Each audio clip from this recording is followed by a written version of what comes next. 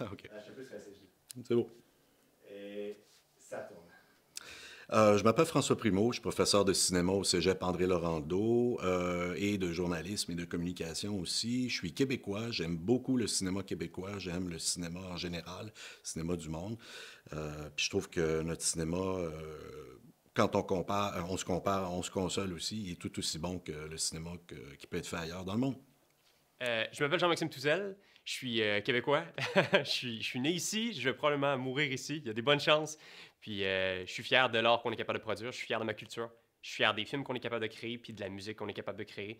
J'ai envie de parler du cinéma québécois, d'aujourd'hui comme d'hier. C'est des choses qui me fascinent, puis c'est des choses qui vont continuer de me fasciner. Pendant longtemps, j'ai bien l'impression. Je m'appelle Julien Falardeau. Je suis réalisateur et assistant réalisateur en cinéma et télévision. Mon amour du cinéma québécois est arrivé pas mal pendant mes études au cégep. J'avais comme quand même pris le temps de découvrir quelques films québécois quand j'étais plus adolescent, mais c'est vraiment quand j'ai commencé à creuser dans l'histoire du cinéma puis d'essayer de comprendre le langage puis d'où ça venait. C'est vraiment là que je me suis retrouvé dans ce cinéma-là. Puis je pense que c'est quelque chose qui me suit quand même depuis. C'est un cinéma qui est quand même vraiment important pour moi. Alors, je m'appelle Isabelle Pruneau-Brunet. Je suis beaucoup de choses, surtout scénariste, développeuse de projets, conceptrice et des fois réalisatrice. Ma passion pour le cinéma, bien, ça a commencé dès l'enfance, en fait, à ma première expérience dans une salle de cinéma. La pièce noire, le son qui t'enveloppe, l'écran qui te happe. Et j'étais allée voir avec la garderie le film de La Petite Sirène de Disney. Et ça m'a tellement marqué que j'ai regardé ce film-là tous les jours, toutes les semaines, dès que je pouvais, jusqu'à rendre mes parents fous complètement. Puis avec du recul, je pense pas que c'est tant le film qui m'a happée, mais vraiment l'expérience d'être dans une salle de cinéma. Je m'appelle Maxime Auclair, je suis vidéaste et je me considère cinéphile. J'adore le cinéma québécois en particulier parce que j'adore le Québec et j'adore le cinéma. C'est assez important aussi de se rapprocher de notre cinéma. Je sais pas, quand a commencé mon amour du cinéma en général, je pense que c'est quelque chose qui s'est fait graduellement. Étant jeune, je passais plusieurs soirées ou journées au club vidéo à chercher un film et c'était vraiment long. Merci à mes parents d'avoir été patients. Donc, on louait souvent des films, mais j'avais pas une connaissance plus qu'il faut. C'était plus, j'étais fasciné par la télé aussi, donc j'aimais ce médium-là. Je me rappelle peut-être le film au cinéma qui m'a marqué en premier, et là, c'est pas québécois, mais c'est Star Wars, le premier, en fait, le A New Hope, qui avait été ressorti au cinéma, il avait été remasterisé ou édité avec un nouveau montage au milieu des années 90. Donc moi, c'est sûr, en tant que kid, je vois ça. L'expérience, autant que le film, mais aussi l'expérience en salle était fascinante. Et par la suite, à la maison, c'est mon père, fan de James Bond, fan des Back to the Future, plusieurs grandes franchises, Matrix et tout. Et arrivé au secondaire, mais surtout au cégep, en 2005, là, il y avait plusieurs films québécois qui étaient super importants, ou du moins qui ont scoré fort. Le cinéma était comme dans une espèce d'âge d'or, le cinéma québécois, avec La Grande Séduction, Crazy, Les Évasions barbares, Bar Blues, tous ces films-là, début 2000, et à l'international aussi, avec des films comme Le fabuleux destin d'Amélie Poulain, City of God, Amores Perros, j'en passe, Eternal Sunshine of a Spotless Mind. Il y avait comme une ébullition du cinéma, et moi, j'arrivais dans des études cinématographiques que j'avais choisies pas nécessairement parce que je tripais, c'était juste par curiosité ou à défaut de... Il n'y a rien d'autre qui m'intéressait. Oui, il y a beaucoup de films québécois qui m'ont influencé quand j'étais plus jeune, là. Moi, j'aime le cinéma depuis que je suis tout petit.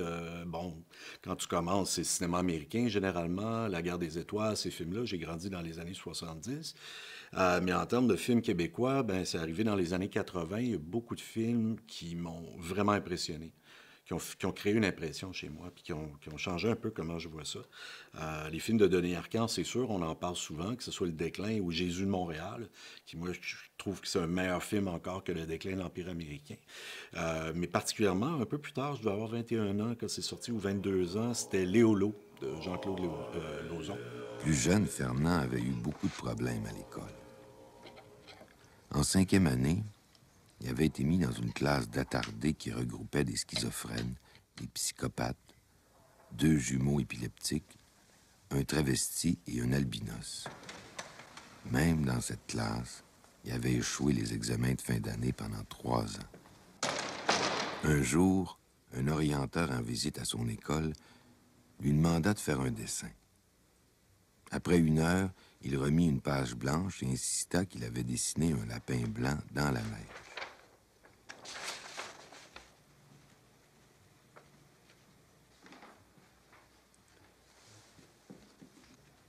Dans la neige, sur les 2 côtés. Mais oui, mais il est là, vous le voyez pas, il est là. Mais monsieur le directeur, c'est parce que... Orienteur, madame, pas directeur. Monsieur l'orienteur. Ben, vous pourriez peut-être m'orienter. Puis me dire quoi faire avec un garçon de 14 ans qui va pas à l'école. Je suis désolé, madame Lozo, ça pourra pas continuer comme ça. Désolé. Réalisé en 1992. Puis Lauzon, lui, il était considéré un peu l'enfant terrible du cinéma québécois. Puis il a seulement fait 2 longs métrages. Il avait fait un court métrage qui s'appelait Pee-wee, puis un autre avant aussi quand il était à l'UQAM. Mais c'est un kid de la rue, c'est un gars de la rue, un peu bum, etc., puis qui se retrouve à être pris sous l'aile d'un professeur à l'UQAM qui remarque qu'il avait du talent. Puis là, il fait Un zoo la nuit en 1987, qui a connu un grand succès. Puis là, il revient, il fait des choses alimentaires aussi, beaucoup de la pub et tout. Puis là, il revient avec Léolo en 92, qui marque vraiment le début d'un nouveau style de cinéma québécois, là, où tu vois que c'est beaucoup plus large, c'est beaucoup plus expressif, c'est moins kitchen sink, comme on disait, là, parce que ce qu'on reprochait au cinéma québécois longtemps, c'est que c'était un petit peu misérabiliste, là, puis dans la cuisine, avec des personnages de losers, etc. Puis Lauzon, il fait ça, mais il le filme d'une façon extrêmement belle et poétique dans Léolo. Donc Léolo, moi, c'est peut-être le film québécois qui m'a le plus marqué. J'étais retourné le voir au cinéma une dizaine de fois, puis j'amenais tous ceux que je connaissais à aller voir ce film-là. Puis, bien entendu, il y en a plein qui n'aiment pas ça, ces genres de films qui est tranchant comme ça, parce que tu t'adores, puis tu te laisses impressionner par cette affaire-là, ou tu détestes, parce que c'est vrai que c'est un film qui est dur aussi. La façon dont j'ai été introduit au cinéma, c'est pas du tout au même moment où j'ai été introduit au film. Mes parents, je sens qu'ils ont eu un amour profond pour les films, puis ont voulu me l'introduire très, très, très tôt dans ma vie. Le premier film que j'ai vu, c'est Le Roi Lion. Ça n'a pas d'importance avec le cinéma québécois, mais en même temps, ça a été le début de mon amour pour les films, le mouvement en général, les images qui bougent. C'était aussi simple que ça quand j'étais jeune, puis ça a évolué depuis. Puis j'ai toujours regardé les films avec une approche un peu passive, le divertissement, l'histoire, l'intrigue, des affaires comme ça. Ça a toujours été quelque chose qui m'a intéressé puis qui était suffisant pour moi. Puis à un certain moment donné dans ma vie, en fait, au milieu de mon secondaire, il y a un professeur, qui était mon professeur d'anglais à ce moment-là, et qui nous a introduits au cinéma de façon un petit peu plus poussée, avec un film qui m'a vraiment surpris. C'est La Matrice. C'est con, mais La Matrice, pour n'importe qui, c'est un excellent film d'action. Pour moi, c'est devenu autre chose à partir de ce moment-là, parce qu'il nous a introduit La Matrice comme étant pas nécessairement juste un film d'action, mais comme étant une allégorie religieuse. Une allégorie religieuse, voyons donc. Puis pourtant, il nous pointait des symboles, des croix, des noms qui étaient récurrents, qui voulaient dire quelque chose de plus que ce que c'était. Puis c'est là que j'ai compris que le cinéma pouvait être plus que ce qu'il prétendait être aux yeux de la majorité des gens, tu sais. C'est-à-dire qu'il pouvait cacher un message, cacher des symboles, cacher des idées qu'on n'était pas nécessairement prêt à entendre à ce moment-là, mais qu'on découvre au travers les images puis les outils filmiques. Je pense que c'est mon film préféré. Je pense que oui. C'est dur à dire d'en choisir un exactement. Il y a tellement... En fait, mon film préféré, c'est La Lutte de Michel Brault, Claude Jutras, Claude Fournier, Marcel Carrière et la participation de Roland Barthes. Si je me souviens bien, c'est ça les noms. J'espère que je me suis mélangé.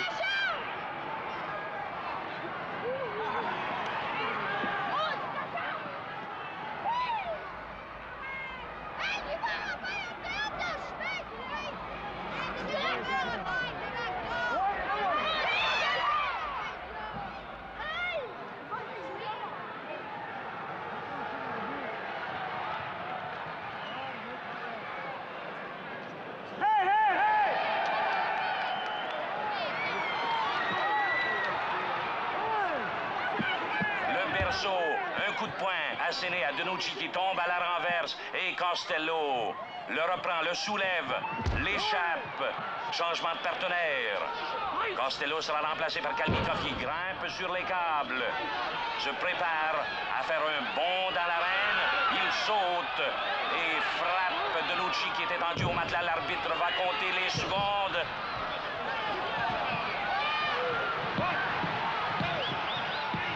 Vraiment beaucoup ce film-là parce que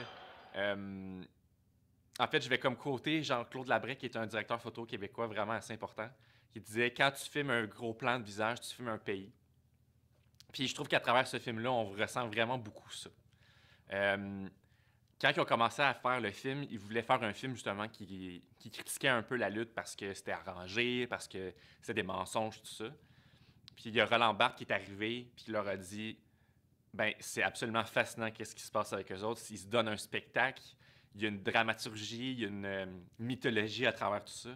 Puis c'est à quel point, oui, au début du film, on pense que c'est la lutte, puis c'est arrangé, puis que tu comprends que c'est des artifices. Puis plus le film avance, plus tu te rends compte que ces gens-là, ils vivent des émotions, puis ils vivent quelque chose de tellement puissant.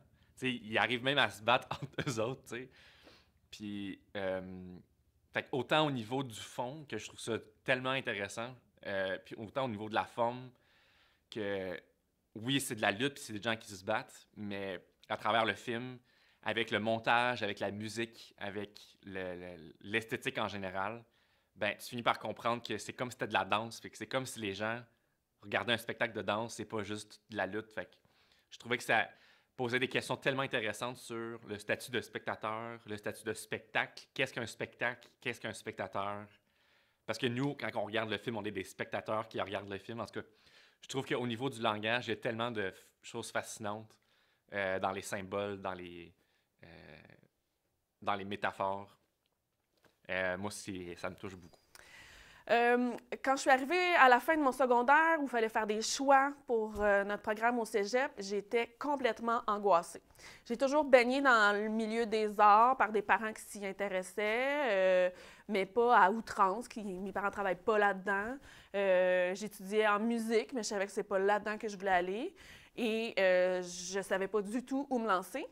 Et il y a quelqu'un qui m'a suggéré d'aller en cinéma. Je me suis mis à regarder un petit peu le programme puis les contenus.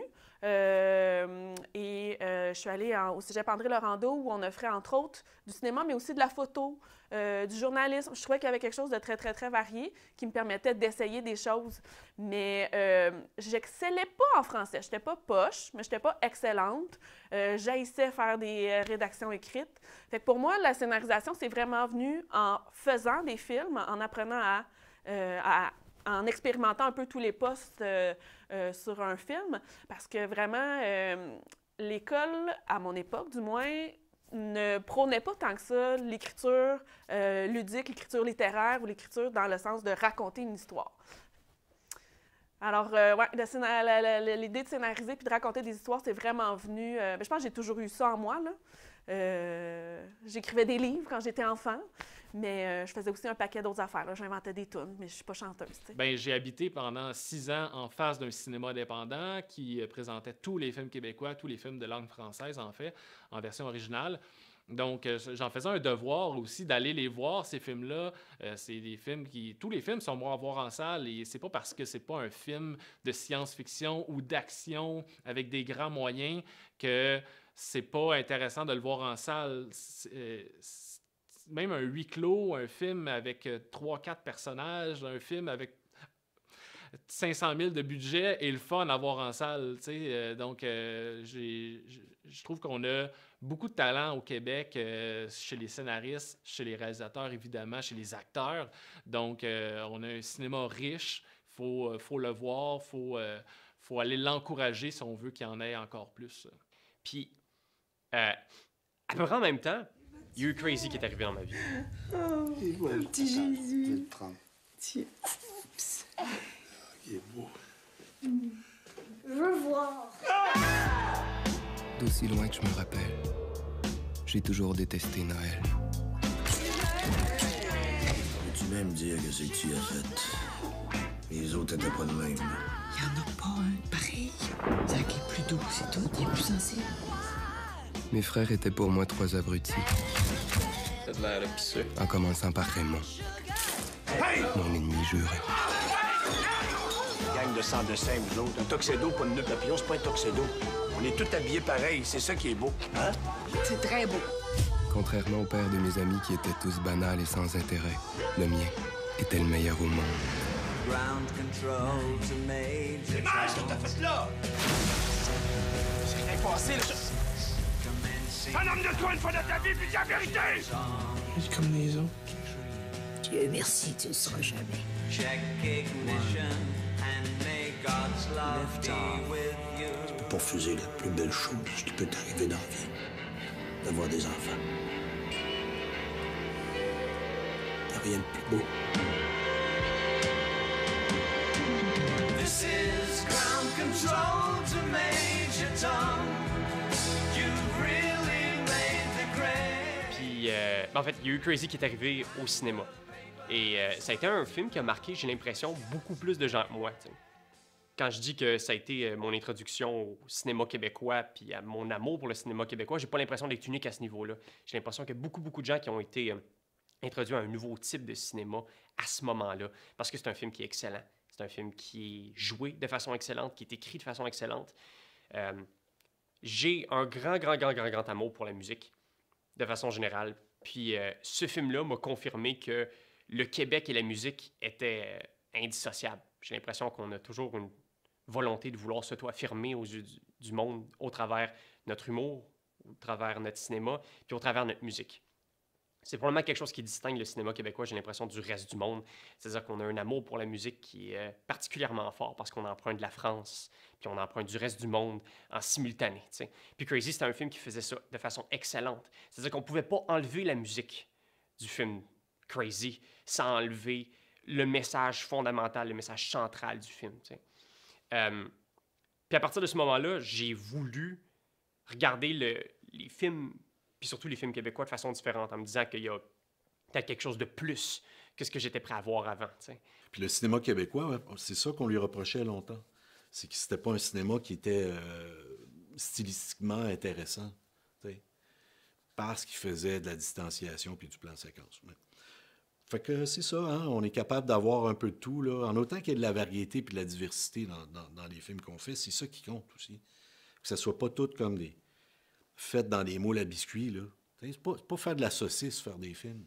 C'est important, là, qu'il y ait de la diversité puis qu'il y ait des valeurs nutritives là-dedans. T'sais? Alors, c'est ça. Puis ce qui est dommage du cinéma québécois, à mon avis, c'est qu'il s'est trop calqué sur le cinéma américain. Alors qu'il aurait pu vraiment développer son propre modèle d'affaires. Tu sais, on a un petit marché. Puis il faut le considérer de la façon suivante. Tu vois, c'est-à-dire que les films qui sont extrêmement populaires ici, puis qui font 6-10 millions au box-office, ne sont pas exportés nulle part d'autre ailleurs. Parce qu'eux autres aussi en font des films dans même commerciaux dans ces pays-là. Fait que pourquoi ils regarderaient Bon Cop, Bad Cop, alors qu'ils en ont des films policiers où ils peuvent voir des films d'Hollywood? Ou les films d'action. Mais les films d'auteurs, personnels, intimistes, significatifs, que les gens ne vont pas voir ici, ben, ils vont se faire reconnaître à l'étranger dans les festivals. Que ce soit Denis Côté ou Dolan ou peu importe.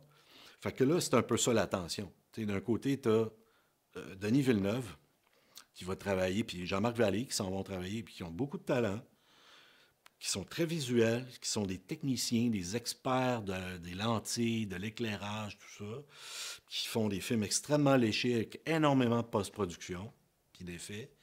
Puis tu as des gens qui sont des minimalistes, qui veulent s'inscrire dans une tradition cinématographique, qui ont l'obsession de l'œuvre, quasiment, comme Denis Côté, qui va faire un film après l'autre à chaque année, puis que personne ne va aller voir au Québec.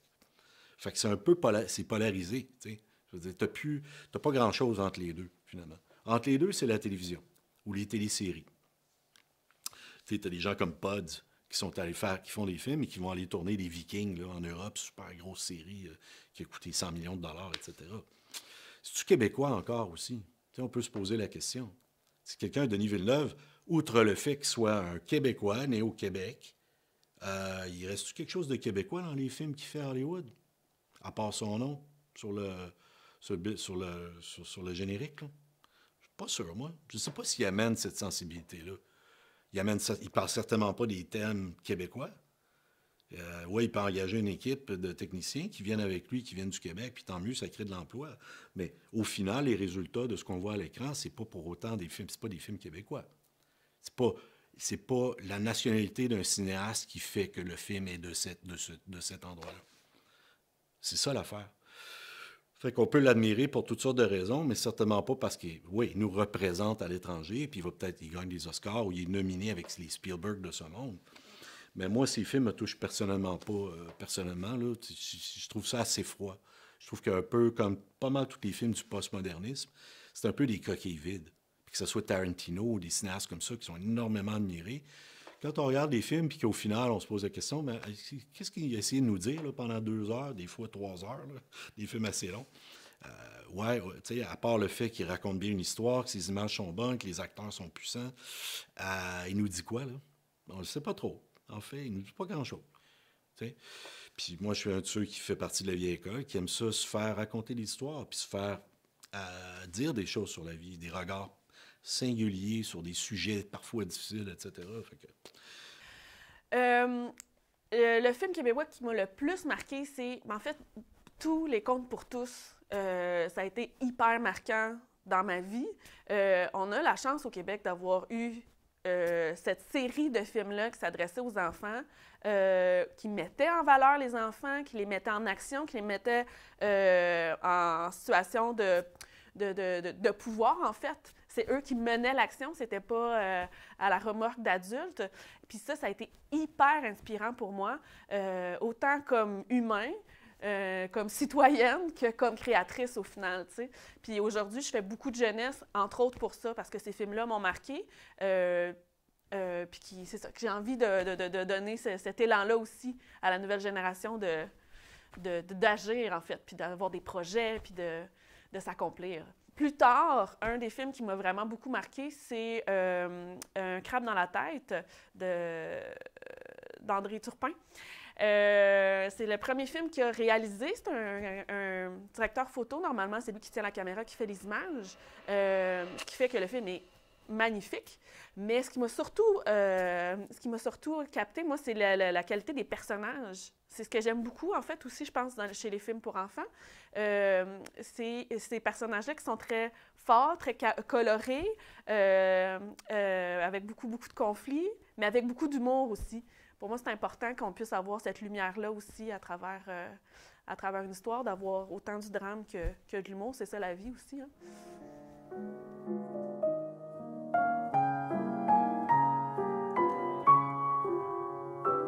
Ah!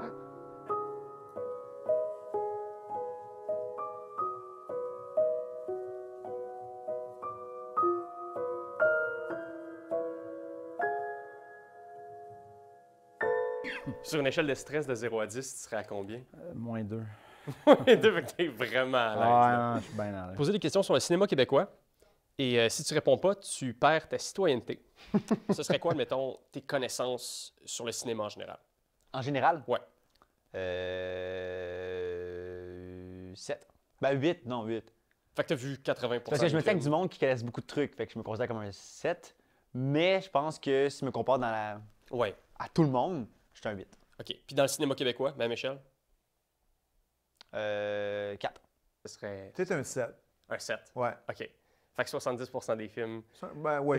Ben, il y a des périodes de ma vie où j'écoutais plus de films. OK. Ouais. Parfait. Puis pour les films québécois, est-ce que ce sera la même note?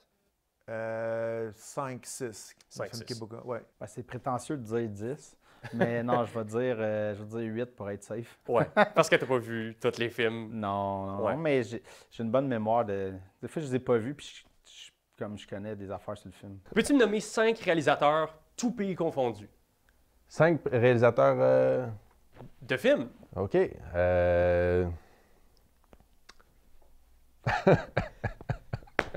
j'ai l'air d'un câble. Tout pays confondu? Ouais. OK, ben Christopher Nolan, Quentin Tarantino, Jean-Marc Vallée, Xavier Dolan et voyons, oui. Celui qui fait Arrival, là. Je suis stressé, là! Christopher Nolan, Ari Aster, Tarantino, Denis Villeneuve, puis Jean-Marc Vallée. 5 réalisateurs? Ouais. Ça va être probablement des réalisateurs en anglais. Ben, il y a Denis Villeneuve, Martin Scorsese, Francis Ford Coppola, Woody Allen, que j'aime bien, Denise Filiatro. Elle faisait des films, elle. Oui, c'est vrai. Ouais, C'est bon choix. Ouais. Je vais essayer des pays différents, genre Gaspard Noé, Pedro Almodovar. On dirait que je veux des pays différents pour me donner Christophe Kieslowski, Bong Joon-ho. Bong Joon-ho. Bong Joon-ho, Ouais. J'ai un problème, j'ai inversé tout le temps des consonances. Puis Sam Mendes. OK. Je sais pas, attends. Réalisateur, tout pays confondu. Tarantino. Night Shyamalan.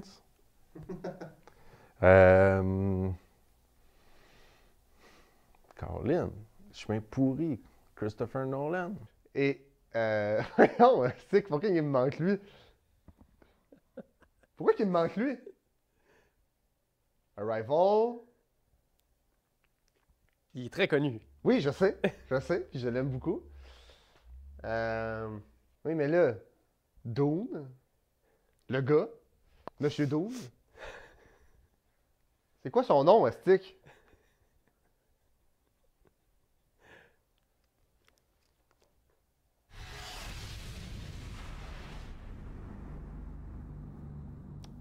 Je me rappelle plus de son nom.